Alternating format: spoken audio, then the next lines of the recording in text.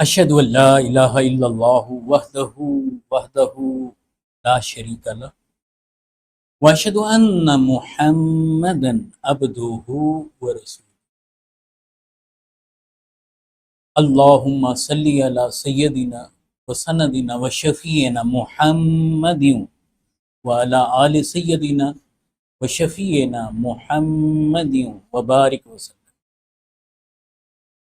قربانیاں کیا ہیں؟ سیدنا زید بن ارقم رضی اللہ تعالیٰ عنہ سے روایت ہے کہ صحابہ کرام نے سید عالم صلی اللہ علیہ وآلہ وسلم کیا، یا رسول اللہ ما هذه الادعیہ، اے اللہ کے پیارے رسول صلی اللہ علیہ وآلہ وسلم، یہ قربانیاں کیا ہیں؟ ما هذه الادعیہ، قال صلی اللہ علیہ وآلہ وسلم سنت ابیکم ابراہیم علیہ السلام۔ قالوا فما لنا فیہا یا رسول اللہ؟ قال صلی اللہ علیہ وآلہ وسلم بکل شعرۃ حسنۃ۔ قالوا فالصوف یا رسول اللہ؟ قال بکل شعرۃ من الصوف حسنۃ۔ اللہ کے حبیب علیہ الصلوۃ والسلام نے جب ارشاد فرمایا کہ قربانیاں ہمارے باپ ابراہیم علیہ الصلوۃ والسلام کی یاد ہیں، اپنے بابا سیدنا ابراہیم علیہ الصلوۃ والسلام کی طرف آقا علیہ الصلوۃ والسلام نے اشارہ فرمایا کہ ان کی سنت ہیں، سنت ابیکم ابراہیم۔ تو صحابہ نے عرض کی قالوا فما لنا فیہا یا رسول اللہ، ان کی تو سنت ہیں، اس میں ہمارے لیے کیا ہے؟ اللہ کے رسول صلی اللہ علیہ وسلم نے فرمایا قربانی کے ہر بال کے بدلے میں اجر ہے، ہر بال کے بدلے میں نیکی ہے، ہر بال کے بدلے میں حسنہ ہے۔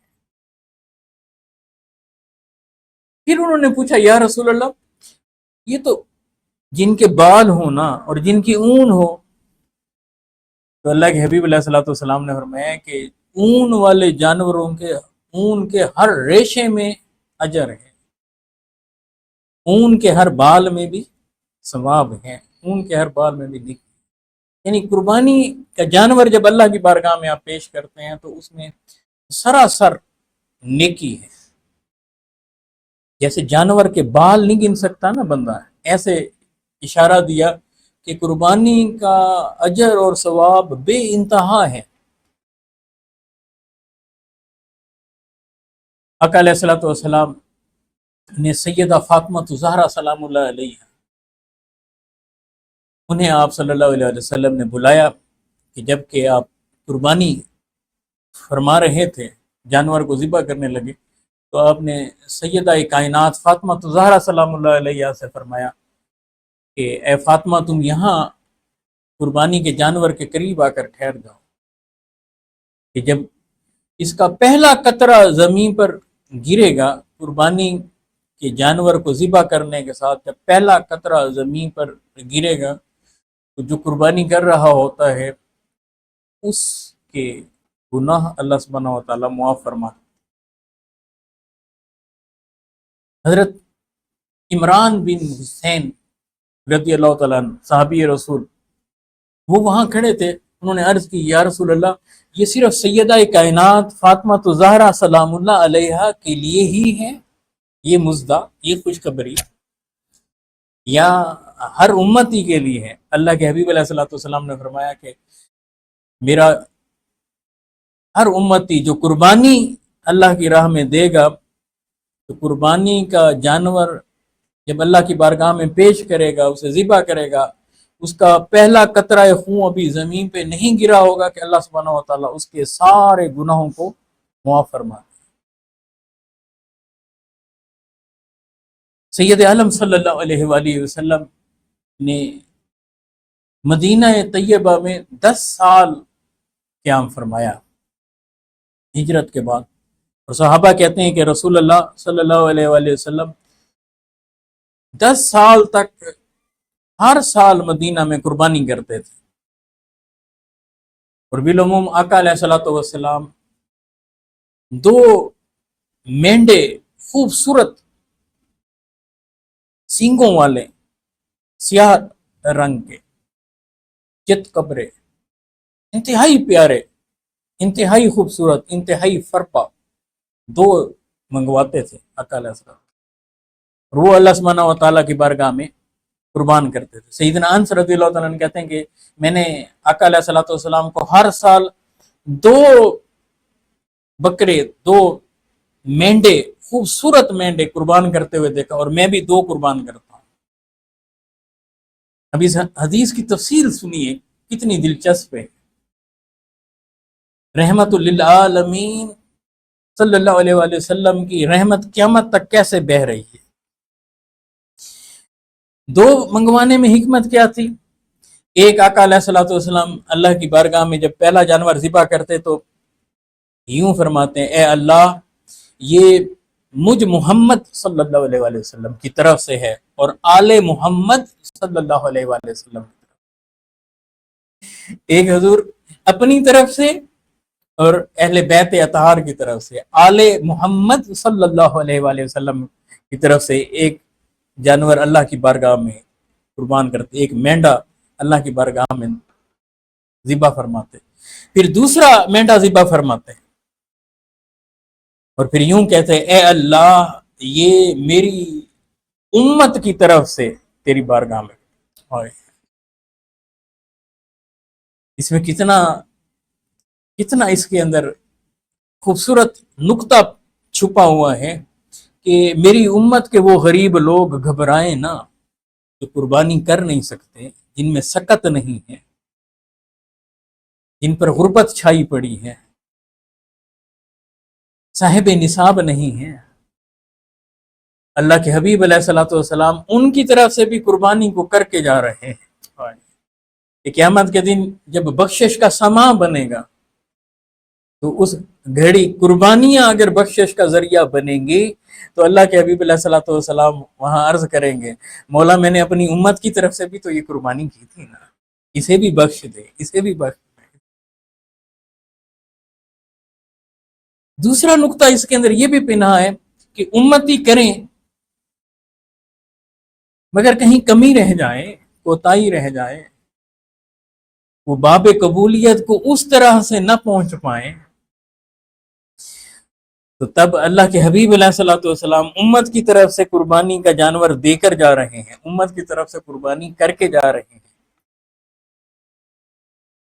تاکہ کہیں امتی کل کو اس وجہ سے گرفت میں نہ ہو۔ امت کے ساتھ اٹیچمنٹ دیکھیں آقا علیہ الصلوۃ والسلام، امت کے ساتھ آقا علیہ الصلوۃ والسلام کی حساسیت دیکھیں۔ آقا علیہ الصلوۃ والسلام کس طرح امت کا درد اپنے اندر رکھتے تھے۔ آج بحیثیت امتی کے، مجھے اپنے آپ سے پوچھنا ہے، بحیثیت امتی کے آقا تو میرے لیے اتنا کر کے جائیں، اتنی فکر کریں، اتنی تڑپ ہو حضور علیہ الصلوۃ والسلام کی ذات مقدسہ میں، جنہیں سب کچھ اللہ نے عطا کر رکھا ہے، اور مخلوق میں سے جو ٹاپ پر ہیں وہ ہمارے لیے اتنا تڑپیں، اتنا روئیں، اتنا مچلیں۔ میں نے آقا علیہ السلام کے لیے کیا کیا ہے؟ اللہ اکبر۔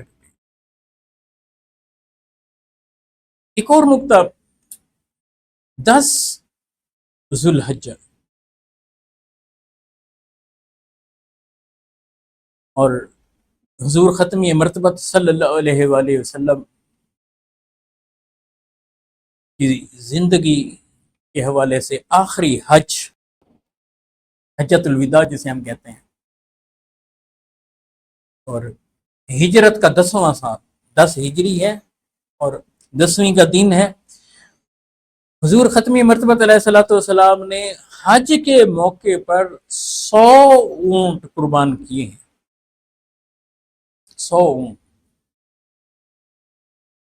مولا علی کرم اللہ وجہہ یہ اونٹ یمن سے آقا علیہ الصلوۃ والسلام کے لیے لائے تھے، ان 100 اونٹوں میں سے سید عالم صلی اللہ علیہ وآلہ وسلم نے 63 اونٹ اپنے دست مبارک سے ذبح فرمائے. 63 اونٹ. اب اس میں نقطہ کیا چھپا ہوا ہے؟ اس میں خاص نقطہ یہ ہے کہ حضور علیہ الصلوۃ والسلام کی مبارک زندگی کے 63 سال ہیں. آقا علیہ الصلوۃ والسلام کی عمر مبارک 63 سال. گویا ہر سال اللہ کے رسول صلی اللہ علیہ وآلہ وسلم نے ہر سال کے لیے اپنی طرف سے قربانی اللہ کی بارگاہ میں پیش فرمائی، اپنے ہاتھ سے ذبح. یہ اپنے ہاتھ سے ذبح کرنے کی سنت میں بڑا فلسفہ کار فرما ہے کہ اپنی محبوب ترین چیز کو اللہ کی بارگاہ میں اپنے ہاتھوں سے قربان کرنا. جانور کو بندہ لے آتا ہے، پالتا ہے، کھلاتا ہے، پلاتا ہے، انسان ان سے مانوس ہو جاتا ہے، جانور انسان سے مانوس ہو جاتا ہے، ایک محبت سی پیدا ہو جاتی ہے. جب محبت سی پیدا ہو جاتی ہے اب اللہ سبحانہ و تعالیٰ کہتے ہیں کہ یہ جانور تجھے بڑا محبوب لگ رہا ہے نا، بڑا پیارا لگ رہا ہے، بڑا پسند آ گیا ہے، اب اپنی اس محبت کو میری بارگاہ میں قربان کر، اللہ کے لیے ذبح کر، اس پر تکبیر پڑھ، بسم اللہ اللہ اکبر، اس پر اللہ کا نام لے. تو سید عالم صلی اللہ علیہ وآلہ وسلم نے 63 اونٹ اپنے دست مبارک سے ذبح فرمائے، اور 37 اونٹ مولا علی کرم اللہ وجہ سے آقا علیہ الصلوۃ والسلام نے فرمایا کہ ان 37 اونٹوں کو آپ ذبح کریں. پھر جب آپ صلی اللہ علیہ وآلہ وسلم نے قربانی پیش کر لی تو پھر آپ صلی اللہ علیہ وآلہ وسلم نے ہر اونٹ میں سے تھوڑا تھوڑا گوشت منگوایا اور پھر انہیں جمع فرما کر حضور ختمی مرتبہ علیہ الصلوۃ والسلام نے انہیں پکوایا اور پھر اس میں سے تناول فرمایا. اللہ سبحانہ و تعالی ہمیں قربانی کرنے کی توفیق عطا فرمائے اور اس کے مقصد کو سمجھنے کی توفیق عطا فرمائے کہ پھر اللہ کی بارگاہ میں جانور پیش کرنا، اپنے محبوب ترین چیزوں کو پیش کرنا، اور جب وہ ذبح ہو جائیں تو پھر اس گوشت کو غریبوں تک پہنچانا، ضرورت مندوں تک پہنچانا، حاجت مندوں تک پہنچانا، بھوکھوں تک پہنچانا، مسکینوں تک پہنچانا. آپ خود بھی اس میں سے تناول کریں، خود بھی اس گوشت کو استعمال میں لائیں، رشتہ داروں میں بھی اسے تقسیم کریں، اور جو حاجت مند ہیں، گوشت جن کی دسترس سے دور ہے، ان غریبوں تک بھی اس کو پہنچائیں. اصل میں تو قربانی ہے ہی یہی کہ لوگوں کی کمیوں کمزوریوں کا بندے کو احساس ہو جائے اور انسان کی قدر اس طرح سے کرے کہ اپنا سب کچھ دوسرے کے لیے قربان کر دے، اور اس لیے قربان کر دے کہ میرے قربان کرنے سے اللہ راضی ہوگا. راضی اللہ ہو رہا ہوتا ہے مگر وہ چیز کسی مستحق بندے کے پاس جا رہی ہوتی ہے. جیسے اللہ کی رضا کے لیے جانور کو ذبح کیا جا رہا ہوتا ہے مگر اس کا گوشت کھا انسان رہا ہوتا ہے. اسی طرح سے اس مرحلے پر ان غریبوں کو بھی یاد رکھنا ہے، ان مسکینوں کو بھی یاد رکھنا ہے کہ جن کے دامن میں کچھ بھی نہیں، ان کی قدر بھی کرنی ہے. السلام علیکم ورحمۃ اللہ وبرکاتہ.